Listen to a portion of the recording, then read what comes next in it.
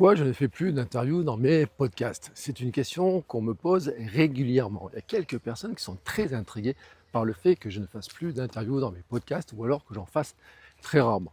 Depuis ce début d'année 2025, je pense que j'ai dû faire 2, peut-être 3 interviews, alors que sur l'année 2024, sur les années 2023-2022, j'ai eu un podcast comme Sport Nutrition dans lequel chaque épisode était une interview. Et puis sur Kilomètre 42, chaque mercredi, ou presque chaque mercredi, il y avait interview. Puis j'ai un épisode solo le samedi. Depuis maintenant plusieurs mois, je n'ai plus que des épisodes solo, que ce soit sur Kilomètre 42, sur Sport Nutrition ou encore sur Retrouve la forme. Et je vais te dire quelque chose, c'est stratégique et c'est quelque chose qui est vraiment lié à mon business, à mon activité, au développement de mon entreprise. Et ça, c'est vraiment important que tu le comprennes parce que je crois qu'en fait, dans le monde du podcast, les interviews ne sont pas comprises de la bonne manière.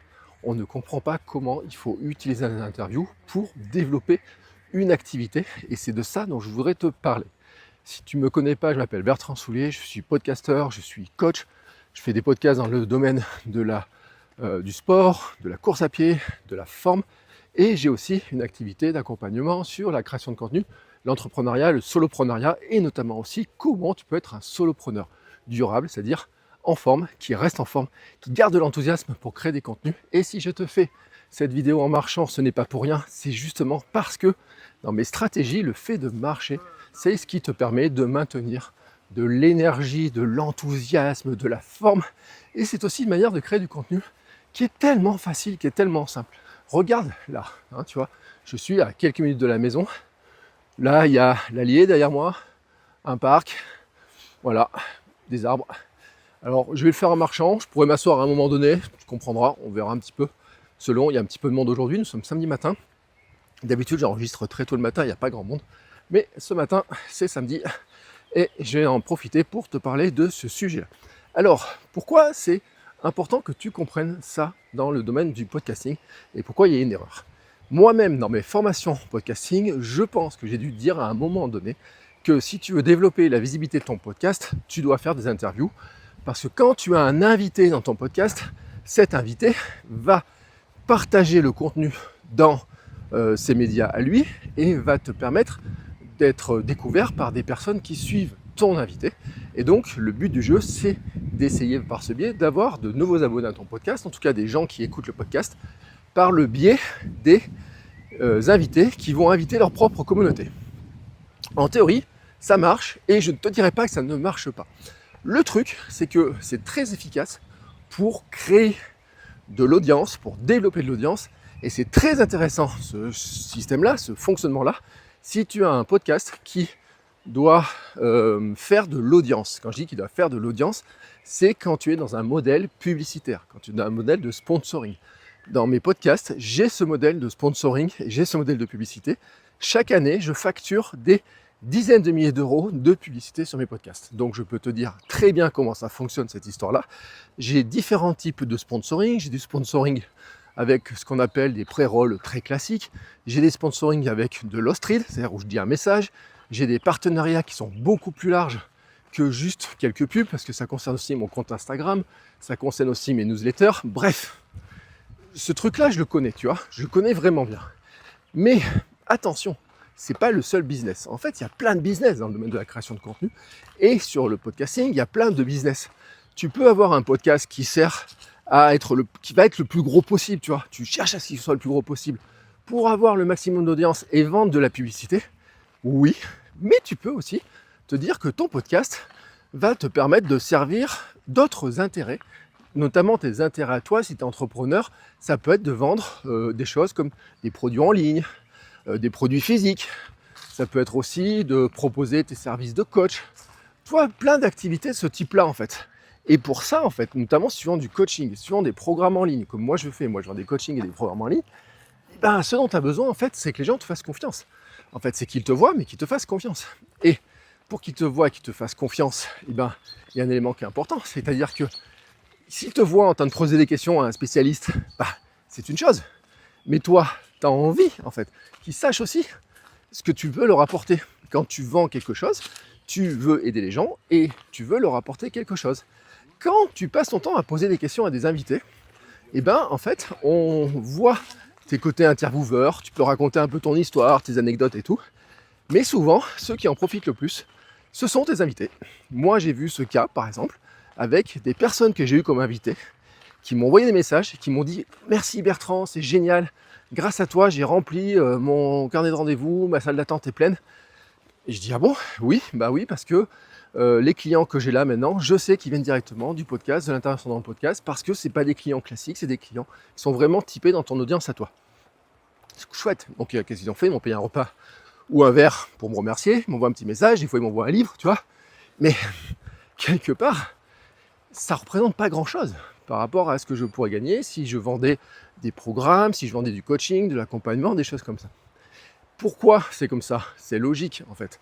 Moi, je les invite parce que je connais mes problèmes, je sais ce que je veux apprendre et je connais les problèmes de mon audience. Et je sais ce que mon audience a besoin d'apprendre. Et donc, j'estime que les personnes que j'invite vont leur permettre de progresser. Les personnes qui sont vraiment les plus intéressées par ce que dit l'invité vont passer un cap et vont appuyer sur un bouton pour suivre les gens. Et peut-être même pour prendre rendez-vous. Il n'y a pas longtemps, j'ai mis dans un épisode un tracker pour vérifier, tu vois, le nombre de personnes qui avaient appuyé sur le bouton prise de rendez-vous. Alors, je ne te dis pas qu'ils ont pris rendez-vous, mais sur le bouton prise de rendez-vous. Il y avait environ 85 personnes qui avaient appuyé sur le bouton prise de rendez-vous. Par rapport aux audiences de mes podcasts, c'est un bon pourcentage. C'est un vraiment bon pourcentage. Je ne vais pas te donner le pourcentage exact parce que sur cet épisode-là, je ne me rappelle pas, mais c'est un bon pourcentage. Ce que je veux te dire par là, en fait, c'est que ces personnes-là ont estimé que la personne que j'ai invitée dans mon podcast était une personne qualifiée pour les aider sur leurs problématiques. Et en ça, il n'y a aucun problème. Franchement, en ça, il n'y a aucun problème. Il va me te dire un truc, c'est que c'est plutôt cool. Parce que ça signifie que la personne que j'ai invitée est une personne intéressante, pertinente. Ça m'a permis de faire de l'audience, ça m'a permis de faire des milliers d'écoutes, ça a permis d'aider mon audience, et ça permet en plus à la personne qui a donné du temps, d'avoir des revenus qui vont être générés comme ça. Là où ça peut poser problème, c'est quand toi tu as des services et des produits à vendre, et que finalement les gens ne te voient pas comme quelqu'un qui soit crédible et qui puisse les aider au point où ils te donnent de l'argent. C'est-à-dire que tu es crédible dans le sens où ouais, c'est intéressant ton histoire, ouais, c'est intéressant ce que tu partages, c'est intéressant ce que tu racontes, tes questions sont bien, tes invités sont bien et tout.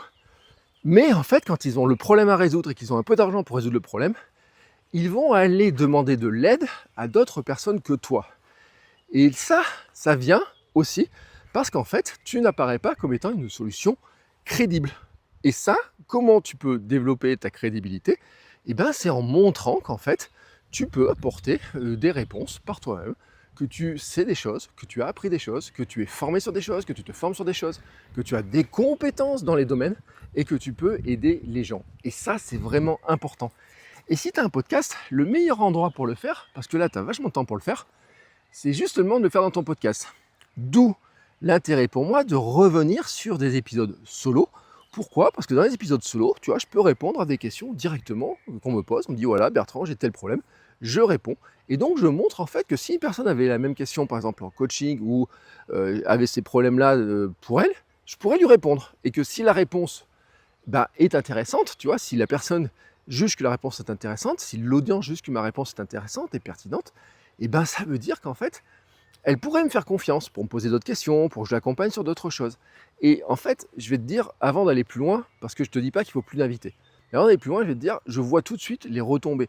J'ai fait plus de ventes de programmes, j'ai fait plus de ventes de coaching, le podcast se développe, c'est-à-dire que mes podcasts continuent à se développer malgré que j'ai pas d'invités, donc ça n'a pas bloqué les développements de l'audience. Ça n'a pas empêché non plus de développer la monétisation. Je continue à facturer des milliers d'euros tous les mois pour de la publicité sur mes podcasts.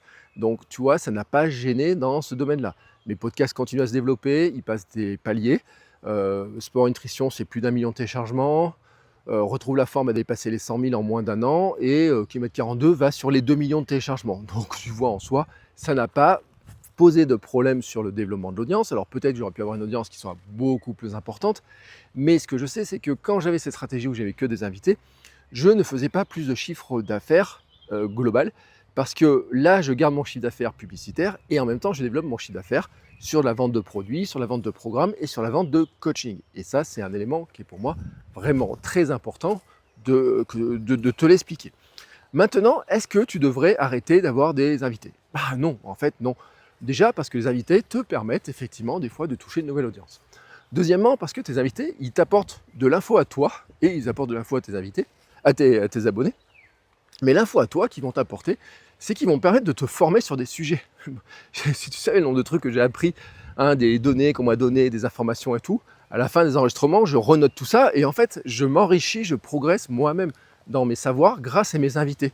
C'est une sorte de formation continue, tu vois, que je peux faire. Donc ça, c'est super intéressant.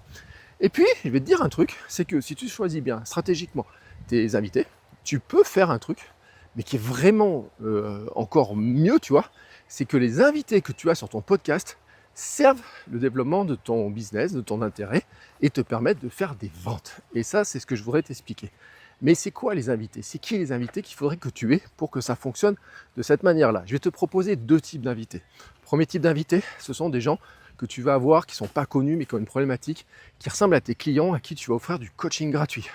Si tu veux voir un petit peu de quoi je parle, tu écoutes par exemple le podcast de Pauline Léniaud.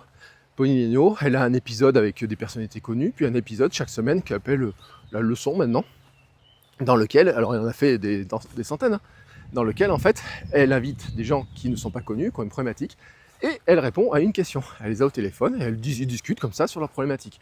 Quand tu écoutes cet épisode, tu te dis « Voilà, Pauline Léniaud pourrait m'apporter ces conseils-là à moi si je lui posais mes questions et tout. » Je suis sûr qu'il y a des personnes qui voudraient du coaching de Pauline Léniaud juste en écoutant ces épisodes-là. Premier type d'invité.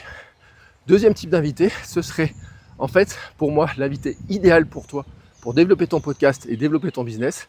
Ce sont des gens qui ont déjà un podcast parce que en fait, quand tu as déjà un podcast, ton audience, elle sait écouter les podcasts, donc tu leur dis j'ai été invité sur tel autre podcast, les gens ne se posent pas de questions pour s'abonner à ton podcast. Tu sais aussi que c'est des gens qui aiment l'audio, qui aiment ce format-là, donc tu as plus de chances d'avoir des nouveaux abonnés, et je l'ai constaté moi, j'ai gagné vraiment des abonnés quand j'ai invité d'autres podcasteurs qui ont joué le jeu.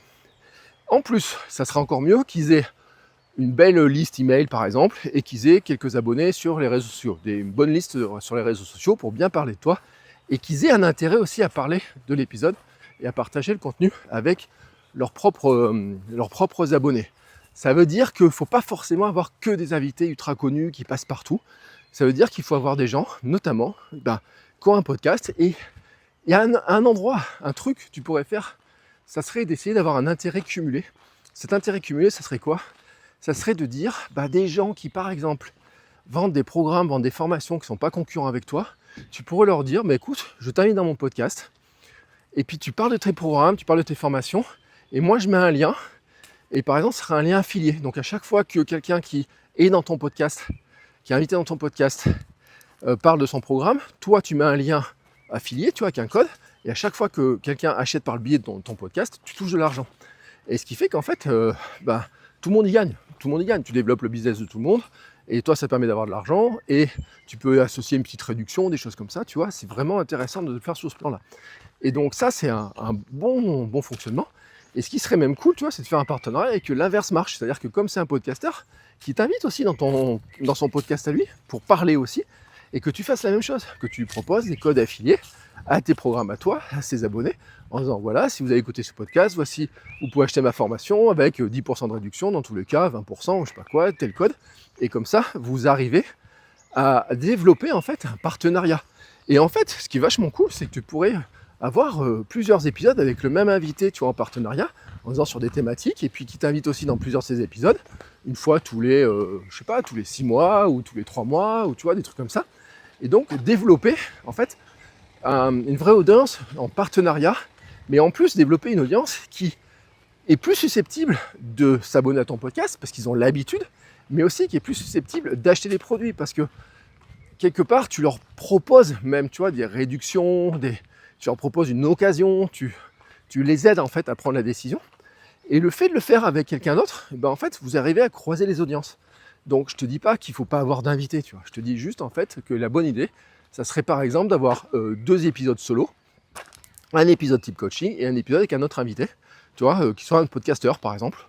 Et puis de temps en temps, si tu veux avoir des gens qui sont hors de tout ça et que tu as juste envie de les avoir comme invités, n'hésite pas non plus. Je veux dire que tu peux le faire.